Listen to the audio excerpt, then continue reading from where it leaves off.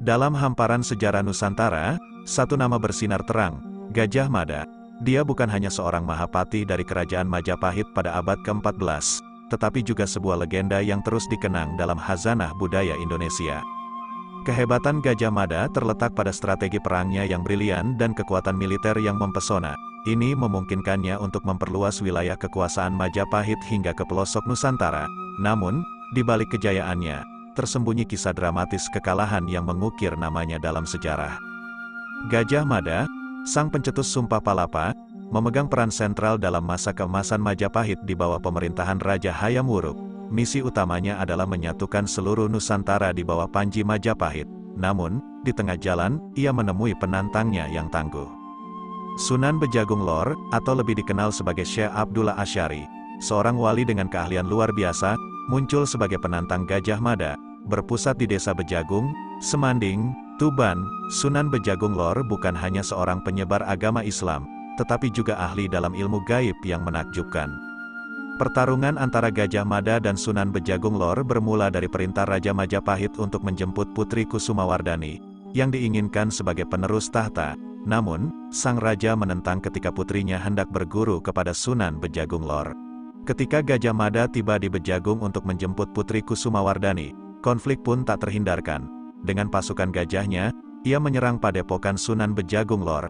Namun, kekuatan gaib Sunan Bejagung Lor mengubah pasukan gajah tersebut menjadi batu besar yang dikenal sebagai Watu Gajah. Dalam pertempuran sengit, Gajah Mada terus menyerang, tetapi setiap upayanya dihalangi oleh kesaktian Sunan Bejagung Lor. Bahkan dalam kemarahannya, Gajah Mada hanya bisa memandang ketika Sunan Bejagung Lor dengan mudah memetik kelapa dari pohon yang melengkung dan membawa ikan hidup dari laut ke daratan. 2 kali Gajah Mada harus menelan pil kekalahan. Ia gagal membawa pulang Putri Kusumawardhani dan terpaksa kembali ke Majapahit dengan tangan hampa. Kusumawardhani, putri mahkota dari Raja Hayam Wuruk dan Sri Sudewi, menemukan dirinya terjerat dalam belitan konflik saat tahta kerajaan Majapahit berpindah tangan setelah kematian sang raja. Pergantian kekuasaan ini tidak berlangsung mulus seperti sebelumnya, memunculkan ketegangan di antara penguasa potensial. Wikramawardhana, dengan gelar Hyang Wasesa, naik tahta sebagai raja ke-8, menggantikan Hayam Wuruk. Namun, perlawanan tidak terhindarkan. Bre Wirabumi, anak dari raja sebelumnya, dan Bre Daha, yang merupakan adik Hayam Wuruk, memandang diri mereka lebih berhak atas tahta. Di sisi lain, Wikramawardhana, meskipun hanya seorang suami dari putri mahkota, merasa memiliki klaim yang kuat. Agar menghindari konflik yang lebih besar, pada tahun 1400, Wikramawardhana memilih untuk turun tahta, memberi jalan bagi Kusumawardhani untuk menjadi raja putri. Namun, ketegangan tidak berakhir di sana. Pada tahun 1401, konflik meletup kembali ketika anak Wikramawardhana dan Kusumawardhani, Suhita, diangkat sebagai putri mahkota. Ini memicu perang besar dengan Blambangan, Bre Wirabumi, yang dikenal sebagai Perang Paregrek. Dalam pertempuran sengit tersebut, Bre Wirabumi akhirnya mengalami kekalahan dan kepalanya dipenggal, mengakhiri klaimnya atas tahta. Namun, dampak perang itu terasa jauh lebih luas. Sekitar 170 utusan Kaisar Cina yang berada di Blambangan turut tewas, memperburuk hubungan dengan Cina. Kesalahan tersebut memaksa Majapahit untuk mengirim utusan meminta maaf kepada Kaisar Cina. Namun, permintaan ganti rugi yang diajukan oleh Kaisar Cina tidak sepenuhnya dipenuhi, menimbulkan ketegangan lebih lanjut antara kedua negara. Akibat dari perang ini, ekonomi Majapahit merosot dan kekuatan militernya melemah. Banyak kerajaan bawahan Majapahit memanfaatkan situasi ini untuk memisahkan diri, memunculkan tantangan baru bagi kestabilan kerajaan. Kisah intrik, konflik, dan kekuatan yang terlibat dalam pergantian kekuasaan di Majapahit memberikan gambaran tentang kompleksitas politik dan konsekuensi dari setiap tindakan dalam dunia kerajaan pada masa itu.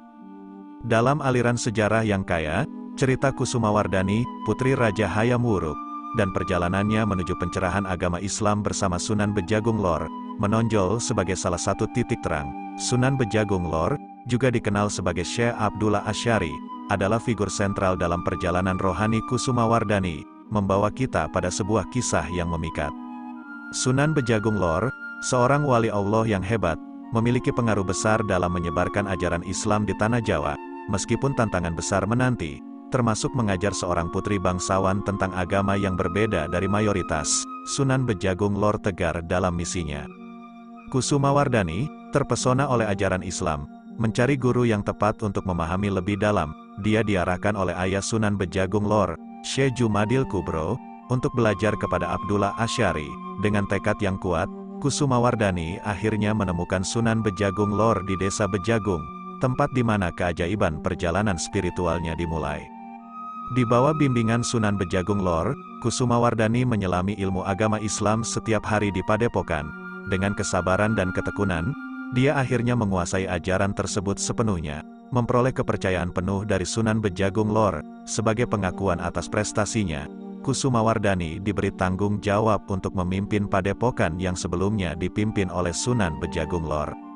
Seiring berjalannya waktu, hubungan antara Kusumawardhani dan Sunan Bejagung Lor semakin dalam. Kusumawardhani bahkan menjadi menantu dari Sunan Bejagung Lor dengan menikahi putri beliau, Nyai Faikoh. Dengan penuh dedikasi, Kusumawardhani memimpin Padepokan bersama sang istri, memastikan warisan spiritual Sunan Bejagung Lor tetap berkembang.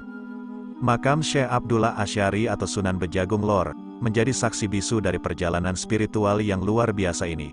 Terletak di desa Bejagung, tempat di mana kisah inspiratif ini berawal. Makam tersebut mengabadikan warisan spiritual dan intelektual seorang wali Allah yang luar biasa. Jarak yang tidak terlalu jauh dari pusat kota Tuban membuatnya menjadi tempat yang mudah dijangkau, memperpanjang jejak perjalanan spiritual yang menginspirasi ini bagi generasi berikutnya.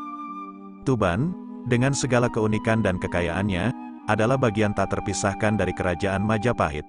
Di tengah gemerlapnya sejarah, namun kehadiran Ronggolawe di Tuban tetap mengilhami keberanian dan keanggunan yang mewarnai jejak-jejak masa lalu. Namun, dalam sorotan populer, jejak Majapahit di Tuban belum sepenuhnya dikenal.